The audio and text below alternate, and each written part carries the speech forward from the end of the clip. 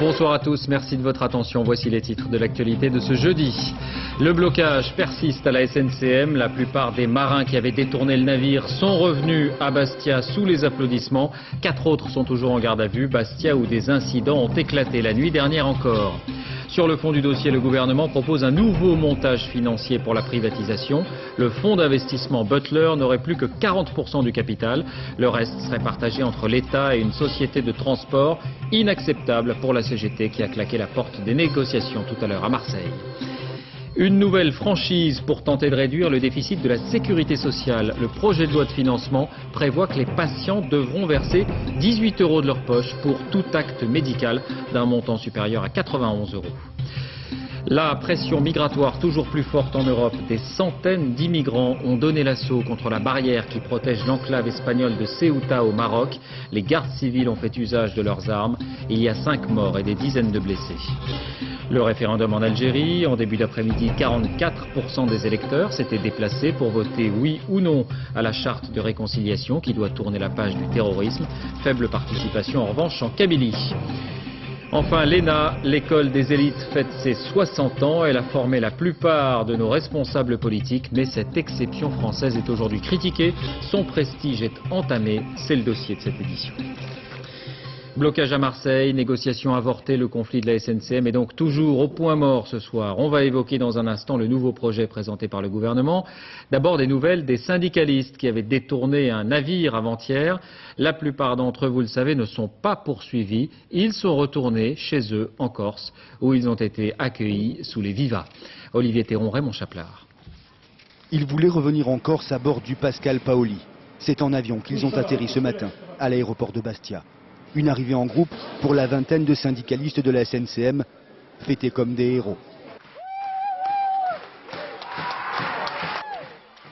Les effusions des retrouvailles passées, c'est la mobilisation qui s'affiche. Les syndicalistes du syndicat des travailleurs corses ne sont pas au complet. Hier soir à Toulon, après la fin de l'épopée du Pascal Paoli, les marins de la SNCM ne sont pas tous sortis des grilles du port militaire. Les 4 meneurs sont restés en garde à vue. On va tout faire pour les sortir de là le plus vite possible. Le combat il fait que commencer. Demain on rentre en Corse et on va faire les actions qui s'imposent et on prendra tous nos responsabilités. À Bastia cet après-midi, c'est la mobilisation au STC. Aucune négociation ne sera possible sans la libération d'Alain Mosconi et de ses compagnons. Les 4 militants seront présentés demain matin au parquet. On espère fortement que ça débouchera sur une libération. Si tel n'était pas le cas, je crois que la mobilisation ira crescendo et qu'on ne peut pas accepter, on ne pourra pas accepter 1 heure de plus que des gens, pour des faits syndicaux, soient mis en prison comme des vulgaires criminels. Le rapport de force syndicat-gouvernement est engagé. Il est clair, au vu de la mobilisation syndicale, que si les leaders du STC ne sont pas libérés demain, des manifestations musclées sont à redouter sur l'île. Manifestation dès aujourd'hui, image par exemple de l'Assemblée de Corse à Ajaccio où une centaine de personnes ont défilé, se sont rassemblées pour demander la libération des 4 marins. Une trentaine de militants nationalistes sont ensuite entrés dans l'hémicycle où une motion réclamant l'abandon de ces poursuites a été adoptée. Et puis dès l'annonce de ces gardes à vue hier soir, de petits groupes s'en sont pris aux forces de l'ordre à Bastia cette fois et la ville a connu une nouvelle nuit agitée. Amaury Guibert, Raymond Chaplard. Devant la préfecture de Bastia, la nouvelle vient de tomber. Les CRS sont immédiatement pris pour cible. Ils se dégagent et une guérilla urbaine débute dans les rues de Bastia. Des petits groupes harcèlent les forces de l'ordre. Les pierres, les feux de Bengale et d'artifice pleuvent.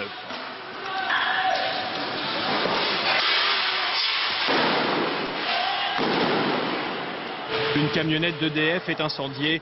Le calme ne sera rétabli que vers minuit. C'est désolant parce que tout le monde en pâtit. Hein.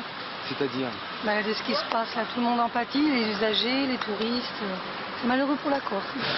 Aujourd'hui, pas d'incident autour du port, mais ces vacanciers, toujours bloqués. Certains attendent depuis mardi soir que leur bateau appareille vers le continent. Les voitures sont embarquées et puis depuis on est dedans. Et, voilà, et on ne bouge plus, c'est comme si on était des otages presque. Mais bon, on ne nous empêche pas de partir, hein, si on veut partir, mais où est où? Moi, ici, j'ai rien, j'ai pas de maison. Et la paralysie est en train de s'étendre. Ce matin, le mouvement a gagné les 2 dépôts de carburant de Corse. Salariés en grève et camions-citernes bloqués, l'approvisionnement en essence de l'île est menacé. Des stations sont déjà à sec. Et dans les autres, de nombreux automobilistes sont venus faire des réserves. La peur est là, elle s'installe et les gens viennent régulièrement pour faire le carburant. La grève de 24 heures est reconductible, a prévenu le syndicat des travailleurs corses. Elle devrait se poursuivre jusqu'à la remise en liberté des 4 marins en garde à vue. Tension aussi à Nice, puisque aucune compagnie n'assure plus les voyages vers la Corse. Certains passagers sont bloqués depuis 24 heures. Nathalie Jourdan, Thierry Curplet. La Corse par la voie des mers, un mirage. Sur le port, navires et passagers restent à quai. Ballottés entre Marseille, Toulon et Nice, les plus malchanceux attendent d'embarquer depuis une semaine. Il a 1 an et demi. Ma femme elle est malade. Ben là où je ne sais pas où on est. Soit disant on est la démocratie, tout va te parler de ça, mais il n'y a rien de fait. Il n'y a rien. Comme tous les gens qui sont là, ben, on ne comprend pas trop et on se demande ce que fait le gouvernement et la police. Comment ça se fait qu'ils n'arrivent pas à maîtriser la situation. Tentative d'explication de Madame la sous-préfet des Alpes-Maritimes, venue rencontrer les voyageurs. Le préfet de Corse n'assure pas la sécurité des passagers pouvant débarquer dans un quelconque port. Après, les armateurs décident de ce qu'ils veulent. Et s'ils souhaitent partir, je le répète, c'est à leur risque et péril. La CMN, la Corsica Ferries, aucune compagnie ne prend le risque. Il n'y a plus de liaison maritime entre la Corse et le continent. À l'heure actuelle, nous conseillons à tout le monde donc de rentrer à la maison, d'attendre que le portable sonne et d'attendre nos instructions. À Nice, les passagers sont donc priés de faire demi-tour. À Marseille, les cargos font des ronds dans l'eau. Le port autonome est toujours bloqué. La grève de la CGT portuaire continue. Le préjudice financier est à rapprocher au chiffre d'affaires que nous perdons. 500 000 € par jour, c'est ce que nous, port autonome, nous perdons. La place portuaire, c'est 4 à 5 fois ce chiffre. C'est-à-dire qu'aujourd'hui, le port de Marseille et toutes les industries qui travaillent autour perdent entre 3 et 4 millions d'euros par jour. Conséquence, certains clients menacent de travailler avec d'autres ports européens. 6 escales de croisiéristes prévues ce week-end pourraient même être annulées. On revient maintenant sur ces 4 hommes toujours en garde à vue et qui seront, on l'a entendu, présentés demain au parquet de Marseille. C'est aussi une affaire de famille. Parmi eux se trouve Alain Mosconi, figure du syndicat du STC, et ses 2 frères. Jacques Cardoz, Olivier Théron. On va faire des tours de garde, on va se préparer pour la nuit. C'est le capitaine du navire, le chef Alain Mosconi. Dans la nuit de mardi à mercredi, lors de l'Odyssée du Pascal Paoli, c'est lui qui est à la barre, au sens propre comme au figuré. Levez le poing pour marquer notre victoire, comme ça. Marxiste-léniniste, il sait conduire un mouvement et diriger ses hommes. Quant à son discours, il n'a rien à envier aux leaders indépendantistes les plus convaincus. Pour nous, il n'y a pas vol, il y a restitution du bateau. Ce sont des bateaux qui font partie du patrimoine de la Corse. Ils ont été payés avec l'enveloppe de continuité territoriale. Donc nous rendons en fin de compte le navire à son propriétaire, c'est-à-dire le peuple corse. Parce qu'il n'est pas seulement marxiste mais aussi nationaliste, Jean-Guy Talamoni n'est jamais loin de lui, parfois même assez proche. Ce jour-là, au procès d'un autre ami, Charles Pierry, le syndicaliste est venu soutenir l'élu politique. Pierry, pourtant poursuivi pour malversation financière au profit d'actes terroristes. 1 an plus tôt, Talamoni est toujours aux côtés de Mosconi, mais cette fois la scène a pour décor une réunion syndicale. Il s'agit déjà de sauver la SNCM. À part ça, Mosconi, on le dit, autoritaire, un brin mégalo, il est en tout cas admiré de ses troupes. C'est une personne qui est très enracinée sur sa terre. Je crois qu'ailleurs qu'ici, il ne pourrait pas vivre. Son syndicat revendique 5000 adhérents. Sur l'île, le STC est aussi puissant que la CGT, mais plus politisé, donc encore plus redouté. Nul doute qu'avec le coup de force de mardi, Mosconi, le révolutionnaire, a su se faire encore plus apprécier de la partie la plus radicale de son mouvement. Alors, face à cette situation de blocage, le gouvernement a proposé un nouveau montage financier et le ministre des Transports, Dominique Perben, est venu en discuter à Marseille avec les marins CGT. Le fonds d'investissement Butler n'aurait plus que 40% du capital, mais apparemment le blocage persiste. Stéphane Despinois, Yannick Aroussi. Le plan de reprise de la SNCM a été présenté cet après-midi au syndicat à Marseille lors d'une réunion avec le ministre des Transports. Aux salariés qui manifestent à l'extérieur, Dominique Perben répond indirectement que le plan, c'est l'ultime proposition du gouvernement. Pour aller de l'avant, pour construire un avenir à cette société, il faut de l'argent frais, et cet argent frais, il faut qu'il vienne d'un certain nombre de partenaires extérieurs, parce qu'aujourd'hui l'État n'a plus le droit de ramener de l'argent, comme il l'a fait, malheureusement sans résultat, il y a 2 ans. La privatisation de la SNCM se ferait en 2 temps. Tout d'abord, le fonds d'investissement Butler prendrait 70% du capital de la compagnie. Dans un deuxième temps, le financier céderait 30% au groupe industriel Connex, spécialisé dans les transports. Selon ce scénario, l'État garderait 25% du capital et le personnel se verrait proposer 5%. Au passage, avant de privatiser, l'État promet d'injecter 113 millions d'euros. Un montage financier jugé inacceptable par la CGT qui a claqué la porte de la réunion. On a dit qu'on était disposé à discuter comme des gens responsables, mais à condition qu'on nous présente l'acceptable. L'acceptable pour nous, c'est que l'État reste largement majoritaire. Le nouveau montage financier pour la SNCM a en fait été dévoilé par Dominique de Villepin à la mi-journée. Matignon a repris le dossier en main pour faire oublier la valse hésitation des derniers jours. Je veux sauver cette entreprise. Il est de ma responsabilité de trouver une ultime solution dans cette situation dramatique. Déjà rejeté par les syndicats, le plan de reprise doit encore recevoir l'aval de la Commission de Bruxelles. Demain, Dominique Perben rencontrera le commissaire européen au transport pour exposer un montage financier que certains jugent politique. Une toute dernière information sur ce sujet. On a appris il y a quelques minutes qu'une explosion avait eu lieu à Ajaccio, près de la préfecture et du conseil général. Les policiers recherchent le lieu exact de la déflagration. On n'en sait pas plus pour l'instant. Des nouvelles sans doute dans le cours de ce journal. Les suites du coup de filet contre un groupe islamiste en début de semaine. On a appris aujourd'hui que les projets d'attentat dont on parlait ont été confirmés lors des auditions d'une des personnes gardées à vue. Des projets qui visaient, semble-t-il, le métro, le siège de la DST et l'aéroport d'Orly. Pour être précis, rappelons qu'il ne s'agissait que d'intention. Le groupe n'était pas entré dans une phase de préparation. Audrey Goutard, Marc de Langenhagen. Le siège de la DST, mais aussi le métro parisien et l'aéroport d'Orly, cible des terroristes. C'est en tout cas la conviction des enquêteurs qui depuis 3 jours entendent 9 personnes, tous membres du GSPC, un mouvement d'islamistes radicaux algériens. Au cours de leur audition, l'un des suspects aurait reconnu avoir projeté avec ses complices des attentats contre les intérêts français. Des aveux qui font écho à ceux d'un autre membre du réseau, un homme interpellé le 9 septembre à l'aéroport d'Oran en Algérie. Son audition aurait, selon les policiers, motivé les arrestations de lundi. Mais aucun élément matériel, armes, explosifs, composants chimiques ou plan d'action n'a été découvert lors des perquisitions. Reste aussi à vérifier si, face aux juges antiterroristes, les suspects réitéreront les aveux faits aux policiers algériens et français. Économie avec cette nouvelle mesure qui figure dans le projet de loi de financement de la sécurité sociale. Elle va concerner beaucoup de monde. Pour tous les actes médicaux d'un montant supérieur à 91 €, une franchise de 18 € serait instaurée. 18 € que le patient devra donc sortir de sa poche. David Boéry. Jusque-là, lorsqu'un assuré était soigné par un médecin spécialiste ou à l'hôpital, pour des actes supérieurs à 91 €, il n'avait presque rien à payer. Dans son projet de loi, le gouvernement prévoit une franchise de 18 €. Une nouveauté qui concerne à l'hôpital les séjours de courte durée. Ne sont pas concernés les femmes enceintes, les soins sur les nouveau-nés et les accidentés du travail. Seront également exonérés les bénéficiaires de la CMU, la Convention médicale universelle, les affections de longue durée comme le diabète ou le cancer. Cette franchise pourra être prise en charge par les mutuelles. Selon le gouvernement, aujourd'hui, 92% des assurés sont couverts par ces assurances complémentaires. Cette mesure sera présentée officiellement le 12 octobre prochain en Conseil des ministres. Elle fait partie des mesures d'économie pour tenter de réduire le trou de la sécurité sociale, le déficit de la Sécu qui devrait atteindre cette année le chiffre record de 11,9 milliards d'euros. Économie encore, c'est demain qu'on connaîtra le chiffre du chômage pour le mois d'août.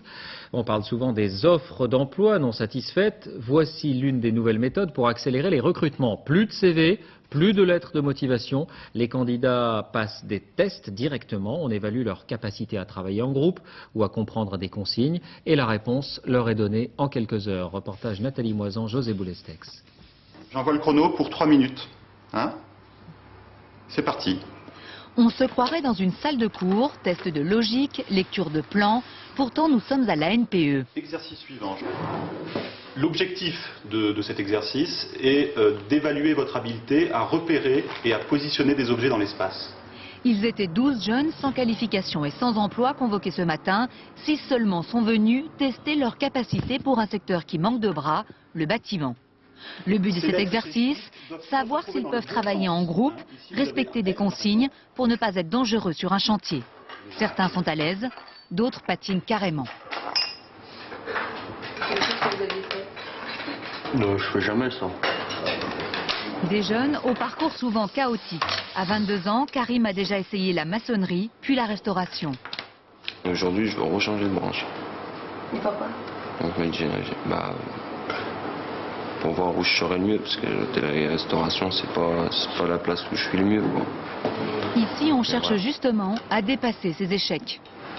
L'objectif, c'est de leur faire avoir un rendez-vous avec une entreprise qui recrute dans ce domaine-là. Ensuite, malheureusement, on n'est pas toujours maître de ce qui se passe par la suite au niveau du recrutement, mais il est clair que l'on va appuyer sa candidature. 3 heures plus tard, les résultats, 2 sur 6 ont réussi. Pour les autres, on cherche une solution. Les résultats sont pas très bons, ça ne vous permet pas de réussir les exercices pour le bâtiment. Est-ce qu'il y a d'autres métiers que vous connaissez et qui peuvent aussi... Si, j'ai fait de la restauration, mais ça me plaît pas, quoi. Ça m'intéresse pas, c'est pas fait pour moi. Ok. Je vous remets également... Pour Kevin, en revanche, c'est positif. Un rendez-vous est immédiatement pris avec une entreprise de travaux publics. Présenté auprès d'un employeur. Ça fait 1 an que je suis au chômage, donc je m'ennuie un peu à la maison, donc j'aimerais bien rendre service. D'accord. Bonne chance. Merci. Selon la NPE, 50% des jeunes qui passent les tests les réussissent, 20% trouvent un emploi. Cela pourrait ressembler à une version moderne des damnés de la Terre. Les scènes que vous allez découvrir se déroulent à Ceuta. Ceuta, c'est une enclave espagnole au Maroc, c'est la porte de l'Europe en Afrique. Et depuis plusieurs jours, des candidats à l'immigration se précipitent par centaines contre les barrières et les barbelés qui protègent le territoire. Hier, un nouvel assaut a été donné. Les gardes espagnols ont ouvert le feu. Il y a au moins 5 morts. Gilles Marinet. Sur la frontière, les caméras de surveillance ont enregistré seconde par seconde l'assaut mené contre une double rangée de barbelés qui se voulait infranchissable. En quelques instants, plusieurs centaines d'immigrants africains quittent le sol marocain. Ils veulent passer de l'autre côté, dans les enclaves espagnoles de Melilla et Ceuta.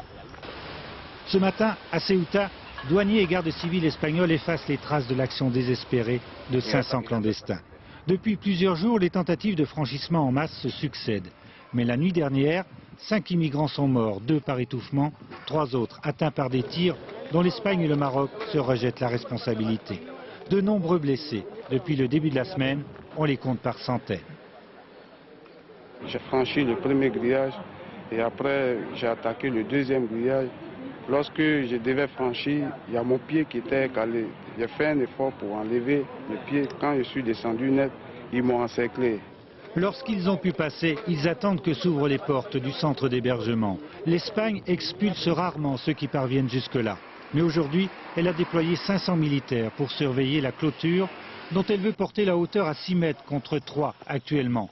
C'est l'annonce de l'imminence de ces travaux qui aurait provoqué la ruée sur la frontière. Oui, cela fait maintenant plusieurs années que l'Espagne, comme l'Italie d'ailleurs, est aux avant-postes. Beaucoup d'immigrants tentent d'ailleurs de passer par l'archipel des Canaries, devenu un des principaux points d'accès. L'une de nos équipes a pu filmer le système de sécurité électronique mis en place récemment par les autorités. Envoyés spéciaux Dorothée Cochard, Frédéric Bonne.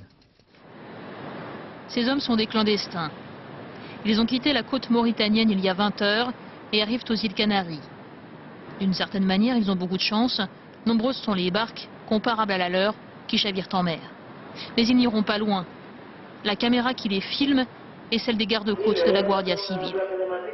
Depuis 1 an et demi, l'Espagne s'est dotée d'un système de surveillance électronique unique au monde. 4 radars d'une portée de 10 km, 4 caméras fonctionnant de jour comme de nuit. On les repère facilement au radar. Les barques des clandestins ont une vitesse de 4 à 5 nœuds. Pas toujours, mais souvent. Alors que les bateaux de plaisance ont une vitesse supérieure et ils suivent une trajectoire moins aléatoire aussi. La Guardia Civil accepte de nous prendre à son bord pour nous montrer les endroits où fréquemment les barques de clandestins venaient s'échouer. Nombreux sont ceux qui ne savaient pas nager et qui ont ainsi péri à quelques mètres du rivage. Il y a un phare qui se voit à 20 km. C'est ça le problème. Il n'y a pas de plage, il se précipite sur les rochers. Avec le système de surveillance, plus aucune barque n'arrive sans être repérée et interceptée. Depuis le début de l'année, la Guardia Civile a interpellé 2000 clandestins sur la seule île de Fuerteventura. 2000, c'est 70% de moins que l'an passé.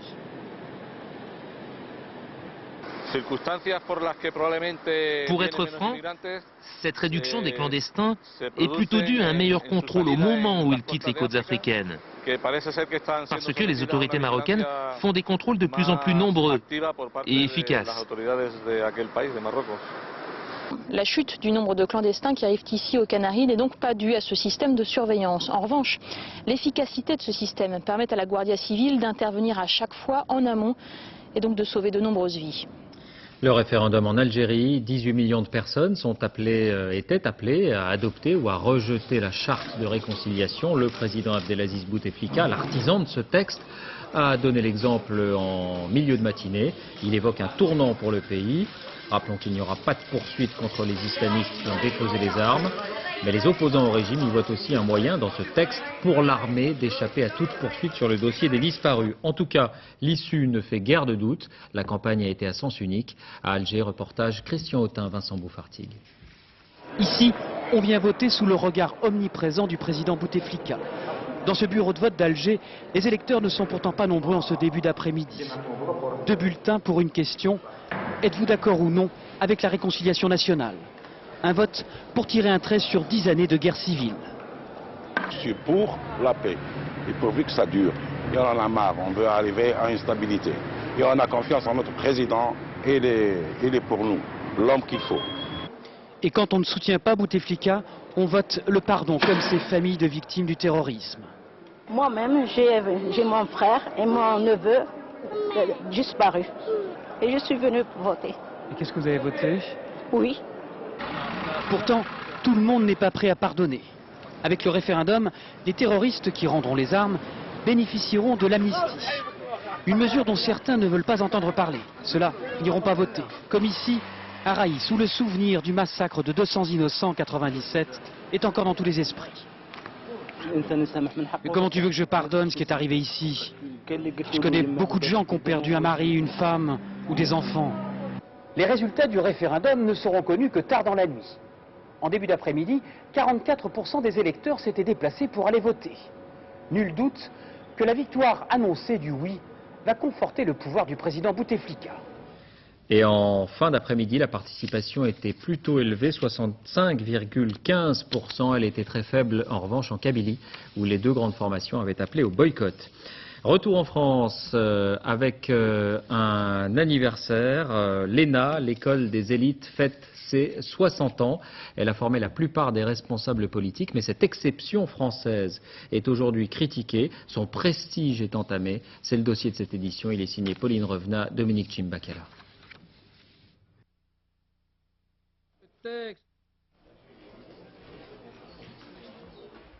Voilà, petit souci. Nous allons donc maintenant évoquer le premier mois, un autre anniversaire, il y a un mois tout juste, donc, que le cyclone Katrina s'est abattu sur le sud des États-Unis. 30 jours plus tard, personne ne sait exactement d'ailleurs si la ville va retrouver son visage, la ville de la Nouvelle-Orléans. Exemple, l'hôpital de la Charité, un lieu d'histoire connu dans toute l'agglomération. Il a été encerclé par les eaux, en partie inondé. Nos envoyés spéciaux Claude Sampère et Philippe Jasselin ont retrouvé des images tournées il y a un mois. Ils ont rencontré les médecins, les irréductibles, qui sont restés sur place et qui craignent maintenant la fermeture. Voici leur reportage. Le Charity Hospital au centre de la Nouvelle-Orléans. Le seul hôpital dans la ville qui soignait gratuitement les pauvres. Plus de 150 000 patients chaque année aux urgences, essentiellement des malades venant des quartiers noirs les plus déshérités. Le docteur Kiff travaille là depuis plus de 20 ans. Le jour de l'ouragan, il était là avec plus de 250 malades. Quelques heures après le cyclone, l'hôpital se trouve complètement encerclé par les eaux. Seul lien à ce moment-là avec l'extérieur, ce petit Zodiac. Très vite, à l'intérieur du bâtiment, la situation devient critique. Il n'y a plus d'électricité. On n'avait plus d'ascenseur. On était obligé de transporter les malades de la salle d'opération jusqu'aux soins intensifs en montant à pied 10 ou 12 étages. Après 5 jours et 5 nuits d'attente, les secours arrivent enfin. Les blessés les plus graves sont évacués. Le docteur Kiff et ses équipes se sont battus jour et nuit sans eau, sans électricité aux côtés de leurs patients. 8 sont morts. Quand les militaires arrivent finalement en masse, tous les habitants du quartier ont applaudi. Aujourd'hui, un mois après, le docteur Kiff et tous ses médecins font tout pour rouvrir l'hôpital le plus vite possible. Seul problème, l'État de Louisiane voudrait fermer définitivement l'établissement. Un hôpital pour les pauvres, ça coûte cher. On a tout nettoyé pendant la semaine. On est prêt à redémarrer, on attend juste les malades. Mais vous pensez que le Charity Hospital va rouvrir? Tout ça, c'est que de la politique. Vous savez, je ne devrais même pas vous parler. Dans les sous-sols, le docteur Kiff travaille 24 heures sur 24 pour effacer les dernières traces de Katrina. Il veut à tout prix sauver son hôpital pour les pauvres. Mais aujourd'hui, il se sent un peu seul. On évoque maintenant donc cet anniversaire d'une exception française, l'École nationale d'administration, l'école qui a formé la plupart de nos responsables politiques. Mais un anniversaire en demi-teinte, puisque l'école, je vous le disais, est critiquée, avec un prestige entamé. Certains réclament même sa suppression. Dossier de cette édition signé Pauline Revenat, Dominique Chimbakala. Regarder les photos de classe de l'ENA, c'est voyager dans les allées du pouvoir. Parmi les anciens élèves, l'un est aujourd'hui à l'Élysée, l'autre à Matignon. Sur la même photo avec Dominique de Villepin en 78, on reconnaît l'actuel chef de l'opposition et sa compagne. Quelques années plus tôt, on découvre d'autres présidentiables du PS. Martine Aubry, fille de haut fonctionnaire. La 4e République possède maintenant son école d'administration qui fournira Pour le général de Gaulle, qui la fonde en 1945, l'école nationale d'administration doit former les élites dirigeantes dont l'État a besoin après la guerre. Mission accomplie, en 60 ans, 2 présidents de la République, 6 premiers ministres et de très nombreux ministres. L'un d'eux, Jean-François Copé, a publié un livre intitulé « Ce que je n'ai pas appris à l'ENA ». On apprend beaucoup de choses à l'École nationale d'administration, qu'on nous demande de savoir beaucoup de choses, mais qu'il y a une chose qu'on ne nous apprend pas toujours, c'est à prendre des risques, à savoir prendre des risques. Un risque, l'ENA pense en avoir pris un en s'installant à Strasbourg dans les années 90. Avant même d'avoir décroché leur diplôme, les élèves de 2005 parlent déjà comme leurs aînés. Je crois qu'il y a un véritable attrait pour le service public, pour le service de l'intérêt général. L'ENA se veut aussi une école internationale. En 60 ans, elle a formé 5600 étudiants français, mais aussi 2600 étrangers. Dans la promotion Simone Veil, qui sortira en 2006, on trouve par exemple un étudiant palestinien. Actuellement, qu'on prépare pour un État palestinien possible, donc j'avais pensé le meilleur moyen, c'est de passer par l'ENA. Pourtant, l'école est régulièrement critiquée. Aujourd'hui, un élu socialiste non énarque propose carrément sa suppression. Je pense qu'on y aurait intérêt, parce que ce à quoi on a assisté les 20 dernières années, c'est finalement une centaine de personnes par an, peut-être un tout petit peu plus parfois, qui colonisent non seulement la haute fonction publique, mais la représentation politique et les grandes entreprises. Ça n'existe dans aucun autre pays. L'ENA toute puissante, certains pensent au contraire qu'elle est en déclin, inadaptée au monde du privé. Les entreprises s'en plaignent depuis des années et qu'elles recrutent de moins en moins d'énarques. Elles recrutent des inspecteurs des finances dans tel ou tel cas, et encore moins qu'avant, mais le prestige de l'ENA a vécu. Pour la réception des 60 ans de l'ENA il y a 2 jours, il y avait bien quelques anciens, devenus célèbres, comme Ernest-Antoine Célière, mais pas toujours leurs condisciples de l'ENA. L'ancien patron du MEDEF n'a croisé ce jour-là ni Lionel Jospin, ni Jean-Pierre Chevènement. L'environnement avec une autre solution de rechange au carburant trop cher, on en parle beaucoup en ce moment, le vélo. C'est tout simple, mais ça n'est plus une lubie ou une curiosité.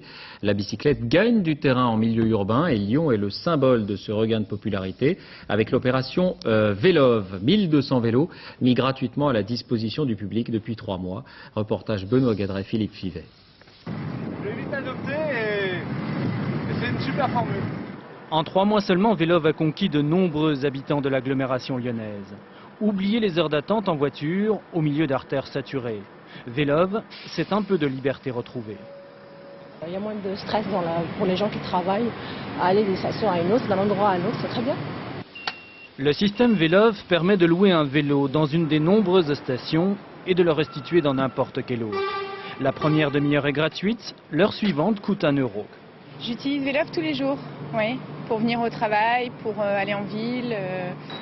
Velov pour aller au boulot, ils sont déjà 12 000 à s'être abonnés essentiellement pour cette raison, comme en témoigne la courbe de fréquentation. C'est essentiellement le matin, entre 7h30 et 9h, et puis un autre pic à nouveau le soir, donc ça correspond aux sorties et aux entrées des personnes actives. La réussite de Velov repose sur la multiplication des stations. À terme, il y en aura une tous les 300 mètres. Disponible en permanence, facile, économique, le vélo devient un mode de transport à part entière. Ça montre bien qu'on a répondu à un besoin et qu'on a accompagné finalement une mutation et un basculement quasi culturel qui va bien dans l'air du temps. Malheureusement, Velov est victime de son succès. Les vélos trop utilisés souffrent et les bandes de paiement sont parfois défaillantes. Malgré ses défauts de jeunesse, de nombreuses villes sont tentées par cet équipement. Marseille, Nantes, Rennes, mais aussi Singapour et Los Angeles. Toujours à propos d'environnement et alors qu'on parle beaucoup du réchauffement de la planète, cette étude très sérieuse qui confirme que les vaches sont un désastre pour l'atmosphère par leur respiration, par leur déjection. Elles rejettent 3 fois plus de gaz à effet de serre que les 14 raffineries de pétrole en France. Laurence de Cherf, Mallory Yaoudou. Elle mange presque toute la journée. Et quand elle ne mange pas, notre amie la vache a un défaut. Elle rote 90 fois par jour. Difficile à digérer les fibres qu'elle avale, alors elle mâche et le tout fermente en fabriquant un gaz, le méthane, jusqu'à 600 litres par jour.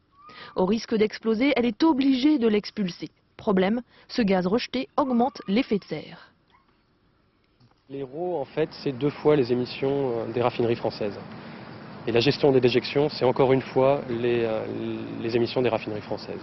Avec 26 millions de tonnes de gaz à effet de serre, les Hérault ne sont pas les seuls en cause. Les déjections représentent 12 millions de tonnes et leur épandage 15 millions. Alors, que faire? Impossible d'empêcher nos vaches de rôter. Seule solution... Vous pouvez jouer sur la gestion des déjections. Par exemple, en récupérant le méthane généré par les déjections et en le valorisant énergétiquement. Comme du gaz naturel, hein. Finalement, c'est comme du gaz naturel, c'est ce qu'on appelle le biogaz. Avec l'utilisation d'engrais, l'agriculture représente à elle seule 19% des gaz à effet de serre. Mais l'industrie, elle, est responsable de 20% et les transports 27%. Sans compter le chauffage et la production d'énergie. Tous les secteurs sont donc concernés. La vache est donc loin d'être la seule usine à gaz. De la chanson avec celle qu'on appelle la demoiselle d'Avignon. Elle a commencé sa carrière à 19 ans, 40 ans plus tard. Elle est toujours là, même voix, même coiffure, même succès, mais surtout à l'étranger. Mireille Mathieu sort son 38e album. Olivier Lenuzza, Yann Moine. Son allure, son visage sont à l'image de ses chansons, comme figées dans le temps. La demoiselle d'Avignon nous reçoit dans un des plus beaux hôtels de Paris. Et c'est tout naturellement que Mireille Mathieu entonne l'un de ses nouveaux titres.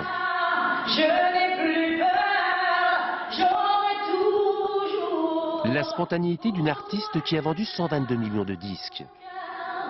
J'aurai toujours. Une artiste qui se moque de l'étiquette qui lui colle à la peau. Si on nous force à faire quelque chose, forcément on le fait mal. Et moi j'ai la possibilité, je fais ce que j'aime, et je peux me tromper évidemment, et on ne peut m'aimer ou ne pas m'aimer bien sûr. Le 21 novembre 1965, une inconnue apparaît sur les écrans. Un télécrochet, le jeu de la chance. Prise en main par l'impresario Johnny Stark, Mireille Mathieu, Bonjour à tous mes amis d'Avignon. timide, Tu peux parler. Elle ne voulait pas parler car elle avait peur que vous vous moquiez de son accent. devient une star mondiale. Le Japon, l'Allemagne, la Russie. Ce qui m'est arrivé est un conte de fées. Je suis l'aînée de 14 enfants. Mon papa était tailleur de pierre. J'ai une grande famille. Et donc, cette histoire-là touche beaucoup les gens, quel que soit le pays où je vais. En visite chez le couturier Christian Lacroix. Ah oui, c'est magnifique. Ultime préparatif avant de se produire en novembre à l'Olympia. Fêter 40 ans de carrière, 40 ans à chanter l'amour.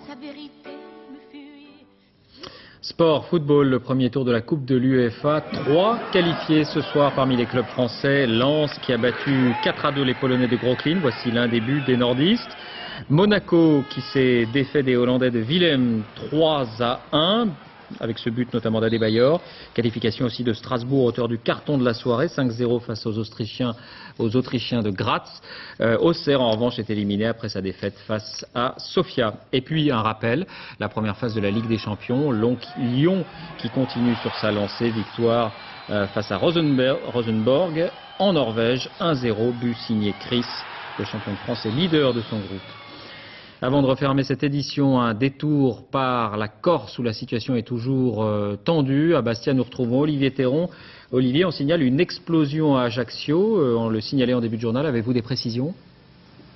Bien, vous l'avez dit, un engin explosif a été jeté par-dessus le mur d'enceinte de la préfecture à Ajaccio.